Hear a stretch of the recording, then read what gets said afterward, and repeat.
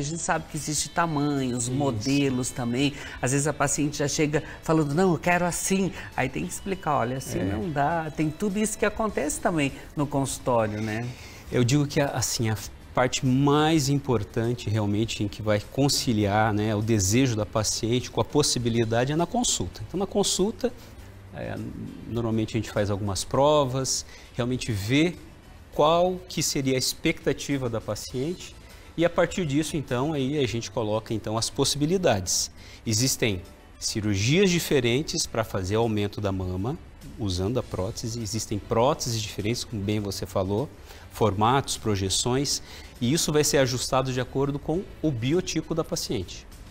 Doutor, e assim sobre a cirurgia, como que ela ocorre? Porque a gente fala que para qualquer tipo de cirurgia tem que ter uma preparação também, tanto antes quanto depois. É saber o tempo que você vai ter de repente de férias ali, como que vai ser sua folga. Tudo isso tem que estar preparado também para isso, né? O preparo pré-operatório é importante, então você comentou bem aí, a pessoa tem que estar preparada. Normalmente a gente já começa com a parte nutricional, então a pessoa está agendada, já sabe que vai fazer cirurgia. O ideal é realmente eliminar alimentos inflamatórios, então desinflamar o corpo, tá? Alguns alimentos são evitados, medicamentos também, a gente, né, na história a gente conversa com a paciente. E a cirurgia, ela simplificou um pouco, porque hoje se estabeleceu como regra a recuperação mais rápida. Hoje a gente sabe, por exemplo, Mauro, que toda cirurgia, não só a cirurgia plástica, as outras cirurgias também, promove o quê? É como se fosse um catabolismo, né? O corpo, ele sofre e perde tanto gordura como perde também massa magra, que é o músculo, tão precioso. Então, o que a gente precisa fazer? Precisa reabilitar o mais rápido possível essa paciente, para que não tenha tanta perda muscular. Então, a recuperação se torna mais rápida e, com isso, também casa com o perfil da mulher moderna, né? Que é a mulher que precisa voltar ao trabalho, né? É mãe, é esposa, é profissional. Então, é dessa forma. Hoje, a recuperação está muito mais rápida. Doutor, tem também alguns casos assim que as mulheres ela fazem opções para um tamanho maior que o ideal para o seu biotipo, né?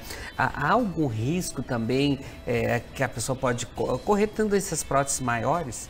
Porque às vezes elas acabam insistindo, mas aí que está a importância de você procurar um profissional que entenda, que vai te ajudar também. Porque como a gente fala, né? Igual quando vou lá no salão, eu quero um cabelo assim, igual na revista, levando a revista. Não é assim que vai ficar, de repente não combina, né? Tem que saber acreditar no profissional e entender o que está certo, né? Isso, a cirurgia plástica também, obviamente, sofre com os modismos, né? Então a gente tem as tendências. Eu terminei a residência há quase 20 anos, então a gente já viu próteses pequenas, depois grandes, agora voltamos para as próteses menores. Então, se uma paciente quer algum volume fora do seu biotipo, a gente precisa ver se isso não vai ser prejudicial para ela, né? Então, o peso excessivo das mamas pode prejudicar também o alinhamento da coluna vertebral e provocar danos aí. Então, isso também é discutido. Não se faz uma cirurgia plástica promovendo algum dano funcional. Então, aí não dá para fazer. Até porque quando a gente fala em cirurgia plástica, a gente não é somente estética também, né? Muitas cirurgias plásticas, assim, são por causa de saúde. Até queria que o senhor falasse também a necessidade, né, de procedimentos secundários até associados à mamoplastia também, né? Que é quando se coloca a prótese e quando a pessoa acaba perdendo o seio também, né? Ah, sim. Isso é importante também. Então, o uso da prótese de silicone ele não se faz só para aumento estético da mama, mas também para uma reabilitação, né? As reconstruções mamárias, principalmente após a retirada da mama por câncer, né? Hoje se faz cirurgias muito mais conservadoras, então retira-se o conteúdo, toda a glândula mamária e deixa a pele, né, e a gordura. Então a gente consegue reconstruir uma mama utilizando uma prótese, né? Então existe a questão também reparadora da cirurgia plástica, não só estética. Doutor, e geralmente é necessária a troca dessa prótese? De quanto tempo depende do caso também? As próteses atuais, elas têm tempo de validade indeterminado. Então, indeterminado não dá para determinar. A gente a pessoa, na verdade, coloca, né, a paciente coloca a prótese e aí depois faz um segmento em relação a essa prótese. Se houver algum problema, será necessário trocar. Não havendo, não se troca a prótese. Doutora, e o que as mulheres ultimamente, ou os homens mesmo, a gente está falando aqui de próteses mamárias, mas a gente sabe que os homens também procuram bastante cirurgiões plásticos. O que estão procurando mais no consultório? Porque antigamente a gente sabe que era um dos pedidos, aí esse ano que vem vou conseguir colocar minha prótese e tal, mas agora ultimamente o que eles têm falado, o que eles têm procurado mais nos consultórios? Doutor? Isso é interessante porque na última pesquisa, inclusive, que foi feita entre os membros da Sociedade Brasileira de Cirurgia Plástica, quase que empatou, né, o número de procura de cirurgia plástica mamária, então aumento de mama com prótese de silicone e a lipoaspiração. E hoje, que está em voga, né, no momento, é a lipoaspiração HD. E como que seria essa lipoaspiração em HD, doutor? Porque, tipo assim, a gente sabe que tira gorduras de algum lugar e são injetadas em outros lugares também, fazendo aquele desenho, né? Isso. Então, acontece o seguinte, né? O que acontecia antes? Antes, a gente tinha um padrão de lipoaspiração mais homogêneo. Então, é como se você pegasse ali um punhado de barro grande e diminuísse esse punhado de barro. Então, hoje já não se faz isso. Até porque o paciente hoje busca muito naturalidade. Então, a gente faz aqueles vincos, né, naturais e dependendo do corpo, se ficar harmônico com o resto do corpo, inclusive os gominhos musculares. Mas, lógico, como tudo na cirurgia plástica, é o bom senso, né? Não se faz gominhos em pessoas que não têm o biotipo para isso. Que não vai na academia, não adianta fazer. Não. Se não tem esse cuidado, se não preocupa com a saúde, que não vai funcionar. E também não vai manter o resultado. Então, além de não ficar bom, depois também vai piorar, porque lipoaspiração, cirurgia de contorno corporal, tudo depende também de um cuidado de pós-operatório, né? E esses cuidados, doutor, seria como? Então, eu acho que antes de tudo, sempre a gente fala que o básico realmente é uma alimentação equilibrada e atividade física, né? Então, isso é o mais importante. Depois disso, você atingindo esse peso que é confortável, o ideal seria você aprimorar e aí sim intensificar essa questão da atividade física e da alimentação. Com isso, você consegue até aperfeiçoar o resultado que o cirurgião plástico deixou. É por isso que a gente fala da importância da consulta. É você procurar seu profissional, especialista, trocar uma ideia com ele, qual que é a sua intenção, se você faz atividade física, se você não faz. Então tem tudo isso que é importante conversar antes para você se preparar para uma cirurgia. Tem pergunta aí pra gente, doutor, vamos lá. Doutor, o implante pode estourar ou romper? Quando isso acontece? Quem perguntou é a Marlene de Toledo. Obrigado, Marlene, aí pela pergunta. Então, ótima pergunta. Pode sim. Então, entre as complicações de prótese, de colocação de prótese silicone para qualquer fim, né, reparador ou estético, existe a questão da ruptura da prótese. Então, por isso que a prótese tem um tempo indeterminado, porém, na existência de alguma complicação tem que ser, obviamente, removida, trocada a prótese, né? Então, existe sim a possibilidade de ruptura, incidência muito rara, muito difícil acontecer. A verdade é assim, toda prótese silicone, quando ela é colocada, ela parece que está fixa, até porque está inchado, o descolamento cirúrgico está limitado. Com o passar do tempo, principalmente hoje que a gente usa muito planos musculares, existe uma dinâmica, né? Então, ela pode sim se deslocar, pode ser um deslocamento mínimo que não vai causar nenhum problema e aí não precisa mexer, mas também pode ter um deslocamento maior e aí se faz necessário então uma outra intervenção cirúrgica então para realmente fixar melhor essa prótese.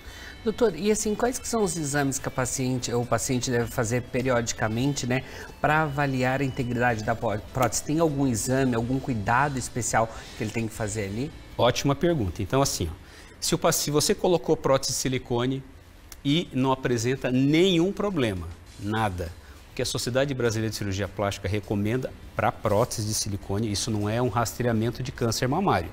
Câncer mamário tem que fazer os exames que o teu mastologista, ginecologista orientar. Normalmente anual, ultrassom, mamografia.